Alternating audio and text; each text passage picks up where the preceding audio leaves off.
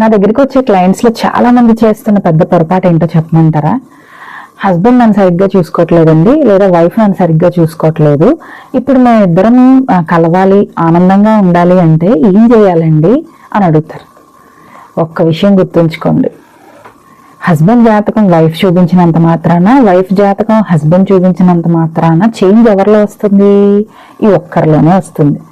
But అలా కాకుండా ఇద్దరు ఒకేసారి సెషన్లో పార్టిసిపేట్ చేసి ఇద్దరు జాతకాలను అనుసరించి వాళ్ళకున్న మంచి చెడులను తెలుసుకోవడం ద్వారా మార్పు ఇద్దరిలోనే వస్తుంది కదా.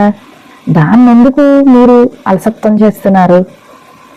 సో నేనేం చెప్తానంటే, ఇద్దరు కలిసి ఈ సెషన్కి అటెండ్ అవడం వలన మీ మధ్య బాండింగ్ అనేది ఖచ్చితంగా పెరుగుతుంది.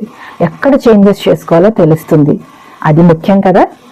నమస్తే, నేను doctor Kalyan Swathi, astro relationship coach.